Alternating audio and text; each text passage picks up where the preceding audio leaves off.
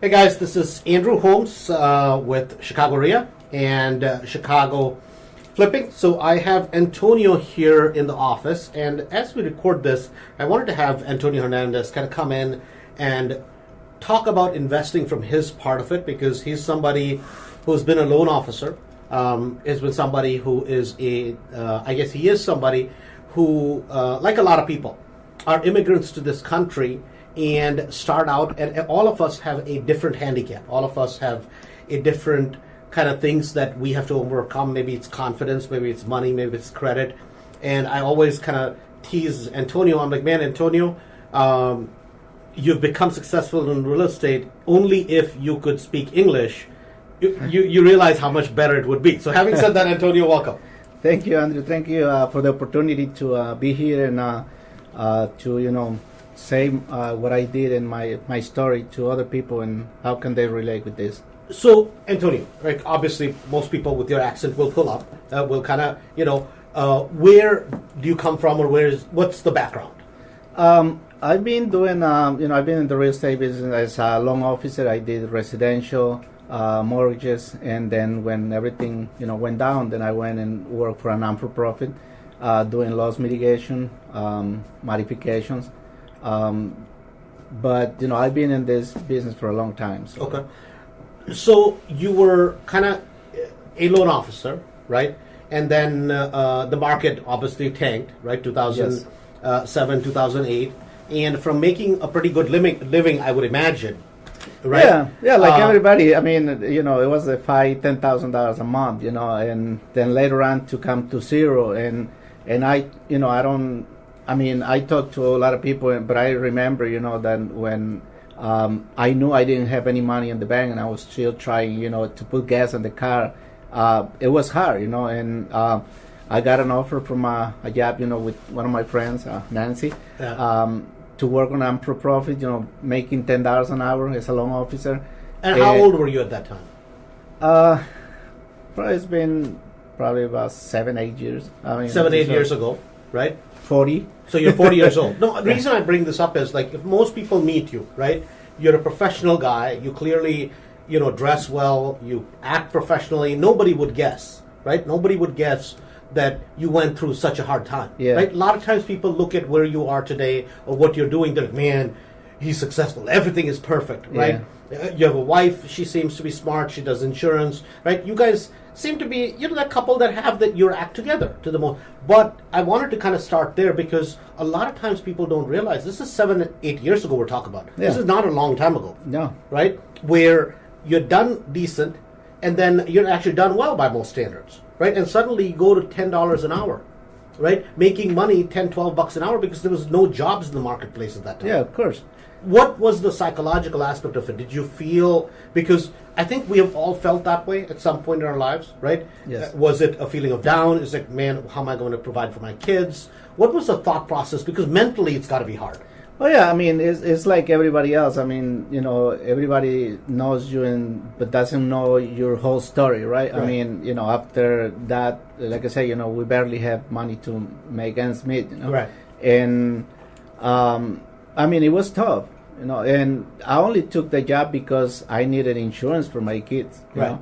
And I said, well, I got to do something, and I was going all the way to Midway, from Naperville, let's say, Right.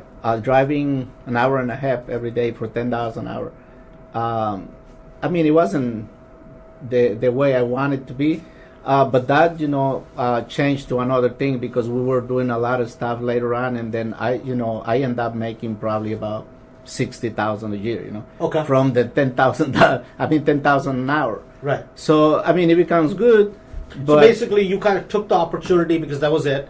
Yeah. And then you were like, okay, what can I do here and how do I grow there? Yeah. Right? That was literally, right? So what age, going back, obviously, I always pick on you. I'm like, man, you have an accent, right? When did you move to the United States? I was probably 21, 22. About 21, 22. Yeah. Okay. So English obviously is not your first language, No. obviously, right? So is it some of it, like because we all see that, right? A lot of immigrants move here, and people are like, well, why do people come? It's like, well, opportunity, right? Yes. I mean, this is not that hard to figure out. Of course. You have a country that is rather poor. You have a country that's rather rich. You're like, hey, man, what can I do to provide for me and my family the best opportunity I can? I mean, it's that simple, right? Yeah, and like I say, I mean, I did accounting in Mexico, and I Right. worked for Pepsi, so I had a good job. My sister was here, so I can vacation, and then Right. I stayed for a year, and then Right. I went back, and then Right. I said, well, this is not Right. for me, so I Of come course. back here. Of course. And then I started working. I started working as a dishwasher. Right. And then Here in US. here in US, I mean, when I was an accounting for Pepsi, so I started from the bottom. Right. But my idea was I have to do something. I have to learn English. So I started going to school. I had a job from 5 to 3. Then from 4 to 7, I have another job, and then I went to school from 7 to 9:30, 10. Right. So I mean, I took the opportunity and I ran with it. Right.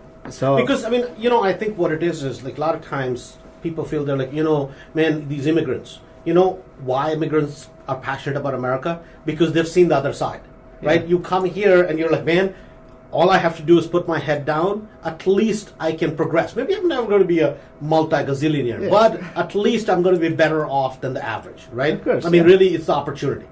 yeah, it's the opportunity, and I mean, everybody can do it. I mean, but it needs everything is work. You got to work. You got to go through. I mean, there is fear. Yeah, and I talk to my kids and say, when I was my daughter's 23. I said when I was 23. I came here with nothing, Yeah. and I started working. I mean, I didn't have, a mom or dad who was behind me and say, I'll send you money. No, we started with nothing and we just built from there, where we at. I think sometimes it's easier because when you have nothing, what do you have to lose, right? You just have nothing. You're so desperate, right? I mean, I've been there, right? You're like, man, I have no other options. This sucks. Yeah. Somebody has got to be better than this, right? Yeah, I mean, there is no, I mean, There's is no nothing. fallback, Yeah, there's right? no fall, I mean, you're in the floor, so Yeah. how There's no low can going you go? backwards, right? Exactly. So, Yeah. so that kind of progression takes you to becoming a loan officer. Yeah. Loan officer things were, crazy good at one time, obviously, right? And then this huge, obviously, the financial markets, the real estate market happens 2007, 2008, 2009, 2010, right? You come and meet me. You come to Chicago RIA, Chicago Real Estate Investors Association. Then you come to Mastery, right? And after I talked with you for a little bit, I'm like, man, this is a smart guy. I wonder why he doesn't own a lot of real estate, Yeah. right? So when you came to Mastery, where were you in terms of financially, and where were you in terms of mindset? And that's a good question because financially I was okay. I was paying my bills. I was renting Right. because I had some houses and some I sold. I had 2 houses. Right. Back there, and one I barely sold it. Right. One I let it go. Uh-huh. So I went to rent. Okay. So- So basically, you had a house which you barely got out of it, right? Another one went to short sale, right? So I imagine your credit got affected, right? Mentally, you're like, oh my God, this sucks, Yeah. right? You feel defeated again, right? So, but at least you're like, okay, I can put food on the table. I'm at least stabilized now, Yeah. right? So not a lot of extra money, No, right? Okay. no. So now, after that, right, is what we want to talk about, right? And what I want to talk about is the change in mindset, because you had been around loan officers, Yes. you had been around real estate, Yes. right? You had probably looked at real estate a little bit differently than you look at it today, Yes. right? So first, let's talk about the difference, how you look at it today. And secondly, what was the shift in mindset? Before that, I was always, passionate about reading, success magazine and some books and just, trying to get, what the successful people is doing, Mm-hmm. So then I start thinking about it, and when I first met you, I thought, this thing makes sense, it makes a lot of sense. Right. And then, I went to the 3 days. obviously, I didn't have the money, to pay for the 3 days. I mean, Right. we used credit cards, and I had another partner who, came with half. So it was, it was a struggle just to get into mastery. And when I was there, I said, well, I got to make it work, Right. There's no other option. No other option. No other option. So, but my mindset was, I was thinking, well, I don't have money. I have a okay credit. I mean, how am I going to do this? But then, the change come when I hear, well, there's other options. There is partners, there is people with money, and then I said, well, it can be done then. Right. No, and that's what I, want to transmit to other people, that, I mean, you don't have to have everything. Right. So in real estate, right, you need a deal. Yep. You need somebody who's willing to deal with the headache, right? Somebody who's willing to get the rehab done. You don't have to do it, Yeah. right? But you have to have the tenacity to find the people to do the work for you. And then you need money and credit, Yeah. right? But if I bring the skill set, if I bring the desire, if I'm willing to do the work, right? I'm willing to find the deal. I'm willing to do everything else. Actually, money and credit is the easier thing to partner for, but it's the most difficult when you've never done that before. Yes, that's right. Correct? Yeah. So how did you overcome that? In reality, we talk about that in class. I mean, now people are like, but Andrew, for you it works, right? I'm like, you do realize I started somewhere. It was not pretty in 2008 at all. Yeah. People turned me down at that time just like everybody else. But my problem was I was so desperate that I was like, man, somebody is going to agree to do a deal with me. And then that somebody became 2 people, 3 people, 4 people, and the rest is history. But what was kind of the steps for you? For me, even when I was in master, I was dreaming about, I say, well, I can do this, but in reality, when you put it down, it's not easy. Right. There's still the fear of what about if it doesn't go right. What about somebody says no? Yeah, what about if somebody says no? And I had a friend that I've been working with him. He's an older friend, but he's owns some Subway, so he's a successful guy. So I've been around him, and being around him, I learned a lot of stuff. Right. But I never told him, hey, can you come and do a deal with me in real estate? I know he had some real estate before. No, but let me ask you this, because I used to respect people who are successful, right? And I don't want to say something to screw that up, right? Yeah. I certainly don't. I respect them. I consider them my friend. I don't want them to lose money. I don't want them to lose my respect with them, right? Exactly, yeah. Because you feel, you're like, okay, and then who am I to ask him, right? He's a successful guy. I don't really have that much to show for it. Did you go through that? I went through the same process because I know this guy for a long time, but and like I said, I respect him. I know he's got money, but at the same time, I didn't want to ask him because what about if we lose some money? Right. So I had the same fear. But then I came to class and at that time I went to see Tony Robbins. Yeah. I mean the whole thing was A lot of things were happening at the same time. Yeah. So when I come back from Tony Robbins, I already knew some stuff from mastery, Right. and then I have a little bit more Motivation, confidence, right. motivation to do this stuff. So I asked him, hey, if I can show you how to do 10 deals in a year, would you invest with me? And he said, yeah, let's So do hold it. on. I'm so glad because we never talked about this, right? That how you asked him. The question I don't know if you knew how to ask this question or not, but I've always believed this, that don't ask people a question where they can basically give you a no answer. You just have to ask them a very open-ended question, which is, either would you be offended if I showed you a bunch of deals that may make sense? Yeah. Now they're going to say, well, no, I wouldn't be offended, or no, I think I'd be interested. You kind of pose the question like that. Yeah. Right? Yeah. So- And the person's going to say, well, I think so. I mean, I don't know what it is, but let me take a look at it at least. Yeah. Right? So you don't feel personally rejected. Yeah, Right? of course. So that was kind of the first thing, right? So Yeah. you ask him, and he's like, well, I'm open to it. And most business people would be. Yeah. Right? Yeah, because they know they can make some money. Right. And he is very successful in all his business. So I say, I can show you how to do 10 houses in a year. Yeah. I know he was done with like 4 houses in like Right. 3 or 4 years. Right. So then he said, yeah. So we went and opened up an account. He put most of the money.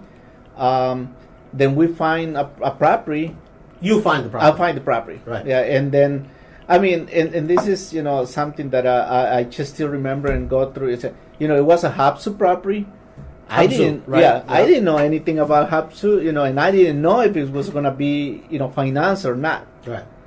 So I went and applied for, and we win the bid. Yeah. I win the bid. So I would start looking for money. Then I found, one lender that's, I was still doing loans with them. So I want to kind of point this out, that this guy didn't put up all the cash. No. Right? No. He just put up a little bit of the money. Yes. To participate in a nice profit. Yes. Right? So how much money did he put up? I think he put about $12,000. 12,000. That's Yeah, it. that's it. Right? Yeah. And then you went and found another lender, proper lender. Yes. That funded the rest of the deal. Yes. Right? A lot of times people think, they're like, oh, so you mean, well, he had it easy because this guy came in, put down $200,000-$300,000 cash. That's not how it worked, no, right? no. I want to point that out because a lot of times we want to think that, guys, listen, everybody you hobbled it together, literally, Yeah. your first deal, right? So then, how much did you borrow from the lender? That was a $67,000 property, so they give us a 90%, so we borrow probably about 57, 57, okay. and they'll give us another 15 to rehab. Rehab, okay. So the 90% is what you borrowed. Yeah. The 10% is what your friend came up with. Yes. So he knew his risk was fairly limited, Yeah. right? Yeah. Okay. So that makes sense. Now, here's the question, because this is the other thing that comes up. People are like, well, Andrew, I don't have money to do the rehab, right? Some of the money the lender gave. Did the lender gives you money before you do the rehab or after? No, they give, they give you after you finish one part. So you have to say, if it's a 30,000 rehab, let's just say, you do 10,000 worth of work. They come and check the work. Yes. Then they give you $10,000. Yeah. Then you do the second part. Then they release the money sitting there in the account, Yes. but they don't release it to you. No. So that's a big obstacle people have. How did you overcome that? And that's a good question, because we talk about all the time, and chess and your mindset, you got to be ready for anything. Okay, so what am I gonna do if I don't have the money? So I went and applied for a Home Depot card. Home Depot credit commercial card. card, commercial account. So the lady said, well, we'll give you 2 months to pay. I said, well, okay. 60 days. 60 right. days. Yeah. So then we had a friend, who was a contractor. So we told him, hey, why don't you start the process? We'll pay you, in 2 weeks. Yeah. And, you got the materials. I got the material with the credit card. Then I got the contractor to start the work. And then, we pay him. When we finish 15, 20%, the bank released the funds. We pay the contractor, we pay Home Depot, and then we kind of did it again.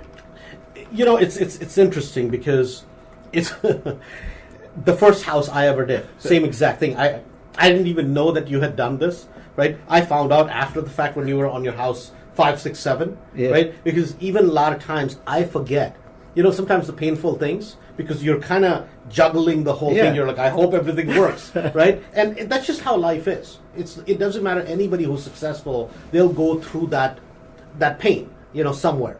And so you do the work. Let's say you bought 6,000-7,000 of material from Home Depot. Yeah. Once your first payment comes through, you pay that. You pay the contractor. Yes. Now you do it over again. Yes. So it's not like in one time you make all this money and now you're good to go. It doesn't work that way. No, it doesn't work that way. Yeah. You get incredible. Your mind, it keeps just working. So Yeah. how am I gonna do Expand. this? Now, how do I do 2 of these? Yeah. Right? Yeah. Okay. So I said, well, okay. And then I just was thinking, couldn't sleep sometimes, Yeah. because okay, how am I gonna do this? Mm-hmm. And then I said, well, what about if I ask the contractor? What about if I do this with the and I only had $6,000 credit limit Right. when we started. Right. But they didn't open a $100,000 credit limit for you, No, of course. no. Right. Then and I, like I say, it was a struggle. It was a lot of fear.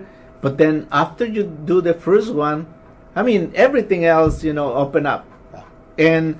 And I hear when you say, when you start, when I was doing the third one, then I had people, I found investors, hey, I have $300,000. Right. Oh, okay. Now Right. we're talking. No? Right. So No, but it's, and I think that's the thing, that a lot of people think that, you start a business, it's supposed to be perfect. It's never going to be, right? No. And if you don't learn how to kind of watch your budget on your first few, you're going to have no budget because you're going to run through all of it, Yeah. right? And this happens to people all the time. They start with money, and it's gone before they know it. They lose their butt, and then they're out of real estate, right? So you kind of followed a lot of the principles, right? Yes. Small houses, simple rehabs, Yeah. right? And get them sold, make 25 to 30, right? What did you Yeah. guys make on the first one? that one we sold it for 135. 135. So okay. I think we make about 35. Okay, about 30,000 bucks. Yeah, about 30,000. So now, from that point, right? How many properties do you have under contract versus or done? How much business have you done since then? Since then, we done probably about 12 properties. 12 properties Yeah. closed, done. Yeah. Okay. And How many do you have under contract right now? we have, because I do with other people, Right. we have two, and we put up about 4 properties. 4 properties in a contract. In the Okay. contract. So basically, you've just expanded what you were doing rather than doing that with one person. Yes. You're just doing more and more of that. Yeah, so now, the thinking is, I mean, I can do it with one, investor, and I can do with 2, or I can do with 3, I always tell them, hey, don't feel bad, but, it's not like I don't want to just work with you, I Yeah. can work with anybody else who, Yeah. provide an opportunity. Mhm. And they know, Mhm. and I've been upfront, and I mean, that works. Okay. But I mean, everything is been a learning exercise. So the whole year, that I was doing that property, or 2 or 3 properties, I spent a lot of time in Home Depot. So I mean, I learned about the commercial account. Yeah. I learned about all the the perks that they have, the gasoline. So and I know a bunch of people in there, that I can just now call them and say, hey, I need this material, and they'll Yeah. deliver for free. I mean, Right. So you took advantage of everything that you could, because Yes. I mean, when you're dealing with a little bit of money, every penny you can save of course. means the world to you, right? Yeah. And I mean, other times, we use credit cards, Right. and we use, other people's money. Right. I mean, the second property, like say, he invests about 12,000, but the second property, I want to do it, again. And I just, one of my friends says, hey, I was telling, hey, I'm investing in properties. Mhm. And Now so- everybody wants to get yeah. on board, right? He said, well, I have 20,000. How can I offer you, 6%. Yeah. There we go. So we got the money from somebody else to put the down payment, and Yeah. now we bought a second or third property. Yeah. And kind of the same way. So now, not only have you done properties, what I like about you is you've always been resourceful, right? Yes. It's like, with what little where you start, you're like, man, you can climb 1,000 miles, but it's the first step. It's the Yes. second step. It's the third step. It's the fourth step, right? That any kind of journey, I truly, truly believe it becomes this. You don't have to go from 0 to 100. You just do 1, then 2, then 3, then 4, and before you know it, and you talk about Tony Robbins. Tony Robbins is a famous quote that I've always loved. What he says is, most of us underestimate what we can do in 5 years. Yeah. But we overestimate what we can do in 6 months or 3 months. Right? That's And right. it's so true that if something doesn't happen for a month or 2, oh man, it's not going to work. Oh my God, I've been at this for 6 months. I'm just going to give up. And yet, if people stick with it for a long enough period of time, in a 4 or 5 year period, things look totally different, Yeah. right, than they did 5 years ago. So, not only that, but when you were going and looking for money, Yeah. you used some of the knowledge that you had before. Yes. Right? Yes. Some of the things you were a loan officer before, so you were looking for money for your own deals. That's correct. That gave you another opportunity. Yeah, and I mean, that was another blessing, because I was looking for money for myself, but at the same time, I didn't want to, tell everybody, hey, I'm doing this, and I didn't know how it works, Right. because I mean, one thing that I like, and I mean, I've been passionate about is my reputation, because I want to do the things the right way, you know, and I don't want to bring other people and then screw them, you know. Right. I want to do the right way and the right, you know, with the right people. So I learned about the process. So I did it in my own properties. Right. And then when I see that it was working, then I ask them, hey, do you guys have a broker program? And they say, yeah, we have some. So they put me in contact with the broker. So now you could become the person who can bring investors, right? Yes. I mean, you've helped a Yeah. ton of people from Mastery, right? Yes. And you're like, not only is this a business where I can help myself, it's like, if you get yourself in good shape, now it's like, hey, I can help all my friends and make money in the process. Yes, right? that's so correct. not only are you helping somebody, but it's a business now. Yes. Right? So the finance part of it in itself became a business. Now, every time the program changes, things happen in real estate, you're on the front end of it because Yes. you need more loans, and that helps a ton of people. Yeah, of course, you know, and that's a good thing, I think, you know, because we can bring value to the group, you know. Now, I mean, there is a lot of, you know, every month things are changing and people doesn't realize that. And, you know, sometimes they get a property in their contract, you know, oh, I put it in my name. But now the lender says, you know, now I don't give loans in name, you know, I give them in an LLC yeah. or a corporation. So I know most of the stuff, you know, the guidelines from most of these products that they're bringing in, you know, and I can pass it to other people, and that's become, you know, a business. But at the same time, you know, I see as, you know, the way to give back to the group, you know, Right. because I know I can help other people. I know people who just starting, you know, Right. who doesn't know how to do a scope of work, Right. or, you know, how to, you know, bring the bylaws or something like that, you know. So I have most of this stuff, and I can help them, you know, just, hey, you know, we want to do this, in order for them to, you know, go through and close the loans, you know. And at the end, you know, we're not looking for the lenders who can give the best rate, you know, we're looking for the lender who can close the deal, Right. you know. Right. But Yeah, because if it's a, you know, if it's 6.5%, 7%, maybe a point or two, it's okay, right? Or if it's even a percent higher, that's okay as long as they can close. Yes. Right? Because these are not long-term loans. These are short-term loans being borrowed for flips, being borrowed for fast turnovers, or being borrowed on the front end of a rental refi. You know, you're buying it, rehabbing it, renting it out, and then you're refining out of that loan for long-term financing. yeah, correct? that's correct. And everything is, you know, like you say, it's a mindset. You know, everybody else is, you know, thinking about, oh, how the rate is gonna be, when, you know, I'm thinking about, is it gonna close or not? you Right. know? And I mean, at the end, we don't care if it's, you know, 10 or 15%, as long as we know it's gonna make As long money. as numbers make sense, Yeah, it's and it the makes number. money. Yeah, and So I want to kind of jump topic a little bit. I want to go back to where we started, right? And this is something I feel passionate about, right? I came from the real estate agent background, Yes. which is at 19 years old, I get in real estate. Till 33, I figure out that I'm not in real estate investing business. I'm a real estate broker, right? Yeah. I'm just trading properties. Really, that's what I was doing. And what has always bothered me is real estate agents own very little real estate that makes any sense. Yeah. So they sell a product, make everybody else rich, and they can't help themselves. It bothers me, right? And I feel that we need to change that mindset for real estate investors, for course. real estate agents. But it's no different for loan officers also. You Yeah. experience that, right? Yeah. But let me ask you this, because this is something that bothers me. Hispanic community today in America, right? I'm going to say, man, 60-70% rehabs, right? All the labor behind it, all the backbreaking work is Yeah. done by the Hispanic community. yes. Yet, in the community, they take pride in work, right? Of what they do that puts food on their table. Yet, they don't own enough real estate. Why do you think that is?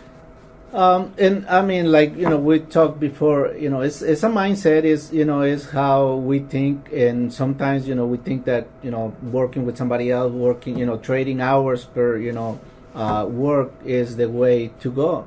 And I mean, when you've been through all this process, and you know, meet other people and meet, you know, business people who has, you know, 2-3 businesses, and they're making some money from each of them, say, Right. well, you know, it's a different way to make money. Right. And it's a different mindset. So now you're thinking, well, you know, how am I gonna be, you know, if I'm trading hours, if I'm making $10-15 an hour, you know, I'm just gonna make enough money, like, you know, Jim said. Right. You know, you're just gonna make a living, you know. But if you do something else, or if you know something else, it can make you a fortune, so it can make you more money. So the thing is, we're not thinking on how much money am I making, or we're just thinking, I just make some money to Survive. just survive.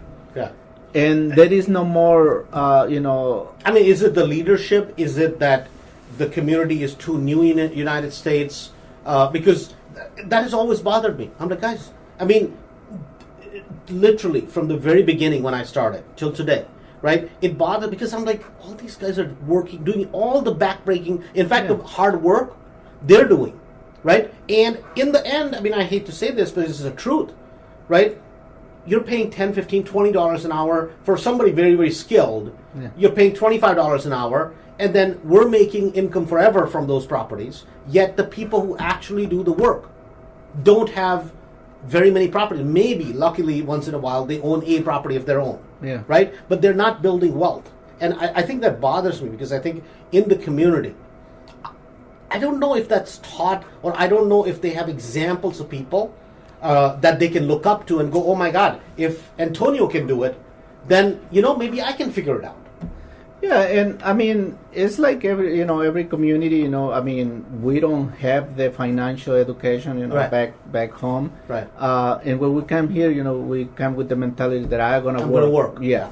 But if you start you start seeing other people, now you say, well, I can do something else. Right. I mean, there is some sharp people that own a lot of people, Hispanics. But in the community, the working class, sometimes, they don't get access to, see what other people's doing.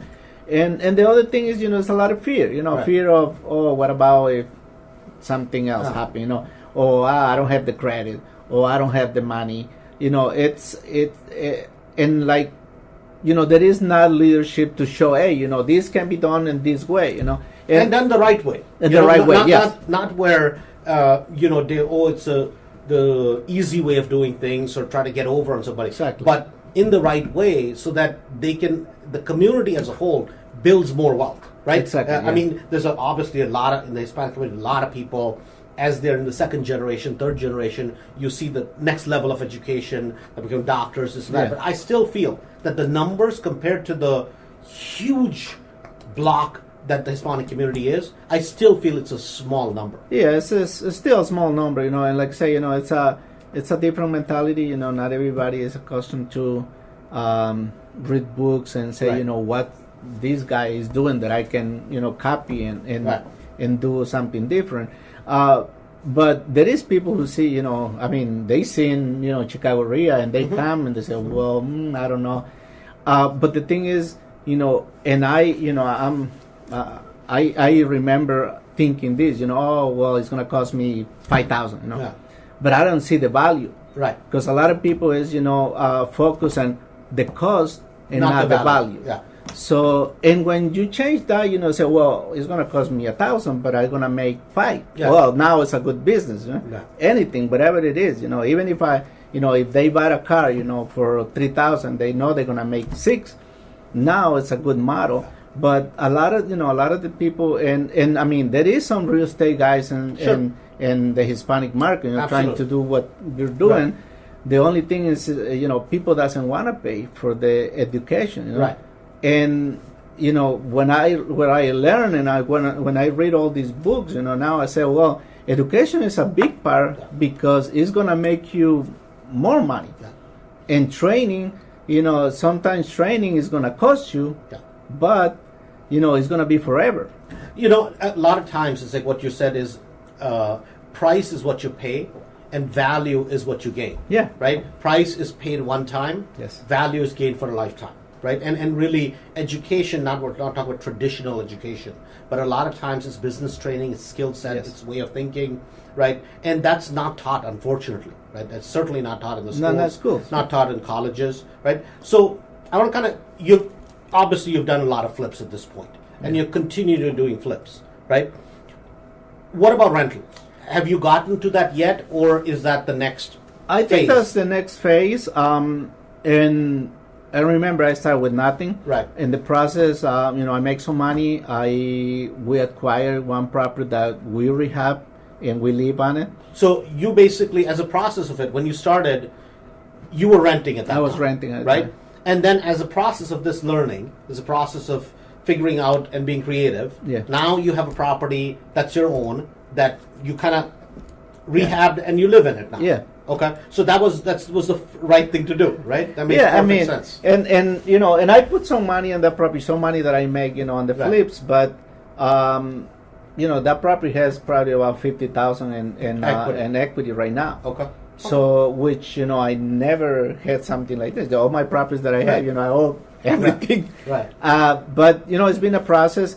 And, I mean, you know, a lot of things have changed. And I'm very, you know, I mean, blessed to have you guys as, you know, my mentor. You know, I asked that question. I asked that question because a lot of times people will, you know, what people see is they see the side of the coin that's very shiny, and they don't realize for the last 10 years you've been shining it, right? Yeah. Because they see the result. They don't see the struggle, Yeah. right? And people will look at your situation and, man, I mean, this is working, right? But if we look at it in our world, right, a lot of people from Mastery, from RIA, that have 10, 15, 20, 30, 40, 60 properties Yeah. in the last 2, 3, 4 years. And for you to get to 10, 12, 14 flips done, that was struggle enough, Yeah. right? I mean, that was a big deal. I think the hill you were climbing was a very steep hill. And sometimes you have to look at what has been accomplished in that time. That maybe, yeah, I mean, wouldn't you like to have 10, 15, 20 rentals? Yeah. Sure. Probably. But time will come for that, Yeah. right? And you're building up to that. And I wanted to point that out because sometimes people are like, well, but, you know, how come he didn't buy rental? Guess what? Sometimes you want to do things, you just can't yet. Yeah. You have to get yourself stabilized first, start bringing income in, and then you kind of climb that ladder as it comes. Yeah, right? and that was one of the things. I mean, I want to do rentals, and probably I can do. You know, the thing is, you know, is I seen it, you know, with a lot of people, and you know, what we've seen in the mastery is that, you know, even with the rental, you have to have some cushion, you know, Exactly. just because something, and I didn't have it. Right. So my first, you know, thing is, you know, let me build. Some You cushion, know, let's get some stable. Get stable, you know, get my family stable, get, Right. you know, stuff together, you know, and then go to the next go step. to the next level. But I mean, for me, it's a huge step, you know. Right. Yeah, there is people who say, well, I have 200,000, I Right. got 10 properties. Okay, that's great, fine. you know, it's Right. fine. No, and I think what I've always admired about you is you're one of those people who's like, man, listen, I have what I have, okay with it. I'm trying to build, but the race is not with somebody else. Yeah. The race is you're running your own race. I think about it nowadays. I guess I realize that more. Like you're on the highway, right? And everybody is driving on the highway. Somebody's going to try to race. It's like you do realize that it's Yeah. a highway, man. Yeah. It's probably you're going to go up in front of 4 people and you're going to stop, right? You have to drive at your pace. Yeah, and so is life. Yes. Right? I'm not competing with you, you're not competing with somebody else, and somebody else is not competing with you. You have to do what I think God gave you, what gift God gave you. You just have to live it full out. Yeah, and that's one of the things, you know, I mean, you feel good about it. I mean, Right. when you're driving, like Sure. we say, you know, I mean, you're driving at your pace, and Right. I mean, you don't care if, I mean, Right. I don't have, you know, Right. to go fast, you know. Right. But like you said, you know, I mean, and it's like everything else, you know. I trying to build something. I know I'm in the process, but also, you know, every time that I go to any of the meetings, you know, I say, oh, he's got 10 properties. Okay, then you know that's I got to do something else, you know. Because it bugs you. Yeah. Right? It bugs you. You're like, man, how is that possible? Why not me? Yeah. Right? What separates me from somebody else? Right? And it's just motivation, you know. Right. I mean, you motivate yourself to do something else, and then to just keep going, you know. And I mean, it's a process, and a lot of people, you know, they want things right away, the way they want it, and sometimes it doesn't happen, you know, Right away. right away. And I mean, you know, like I say, you know, I feel good about it. You know, I like to help other people, and I learn, you know, a lot in the process. And I mean, you know, this is great. You know? Right. No, I wanted to have you come in and kind of go through a breakdown of this, right? That most of the people that we know, right? That doesn't matter where they started. It really matters where you end up based on the ability that you have. Yeah. Right? Your race is your race to run, but it's not what matters is where you are. The journey is more important, right? What do you do with the abilities that you have, right? And the abilities that you can learn. So, and that's why I wanted you to kind of talk about it, because there's so many people, whenever we have had you speak maybe at the 3-day or at the RIA, there's so many people that relate to it.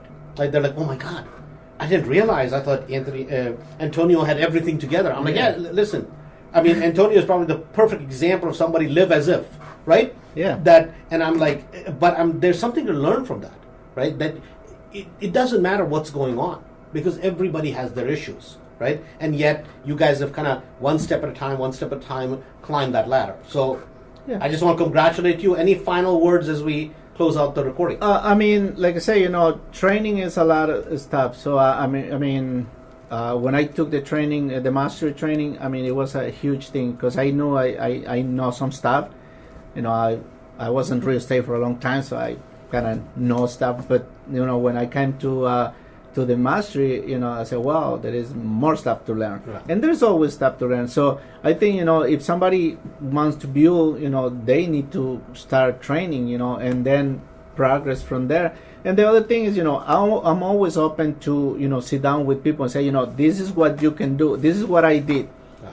If it's something you can get some points or anything, sure. Let me know. So you're doing financing. How do people reach you? They can call me. Okay. They you want to give out your number? Yes. Go ahead. My number is 630-640-9060. So 630-640-9060. That's correct. Okay. And email? Email is A as in Apple, H as in Harry, D as in David, Z as in Zebra, loans. So A as in Apple, H as in Harry, D as in Doctor, Z as in Zebra. Loans. Loans. LOANS with an S. At gmail.com. At gmail.com. Yeah, and I have the company right now, investorfunding.com. Right. .com. Yeah. Investorfunding.com. Yeah, and there is a lot of the new programs and info there. Okay. So you can obviously always be found at either at Chicago RIA, right? Yes. ChicagoRIA.org, or obviously everybody meets you in Maastricht. Yeah. So, regardless. But the reason what we say is you're somebody who's gone through done the walk that everybody else wants to do. Yes. Right? So it's a great resource to connect with, because if they say, Antonio, I'm ashamed to admit it, man, I only have, $5,000, right? Because sometimes, I know for me at least, I was very insecure when I didn't have resources, because money meant everything to me, because I didn't have any, right? And I was very insecure because I thought that what I have or what I don't have, that people would judge me. Right? When you go to a doctor, oh my God, you got cancer. What do you think, they're judging you? No, their job is to fix you. They've seen a million of that before, right? When people come nowadays, I'm like, listen, we understand. We have all at some point in our life been there, right? The question is not where you are. The question is, what do we do to fix it? Yeah. Right? And that's one of the things, that when I do these loans, they don't pay me because I know, they pay me because I know I'm going to get them closed. Right. And they pay you for what you know. And like I say, I can always, most of the time I'm at the meetings, I like to go because I like to still learn, Every time I go to one of your meetings, I pick up something that, I can do this now, It's great. It's such, and I think one thing that you've done well is you've partnered with people, you've connected with people, because a lot of times, if people don't know how to do something, and if you know 2 steps more, guess who's the expert? You are, right? And you don't have to know that much more. And there's a lot of people at Chicago RIA meetings, whatever, they're doctors, they're professionals, they're directors of companies, and they're like, listen, we have money, right? We just don't know what to do when it comes to real estate. All this guy is talking about makes sense. I mean, people like that are perfect for you, right? To partner with, to do deals with. They get a good return, you make money, and it's a happy day for both parties.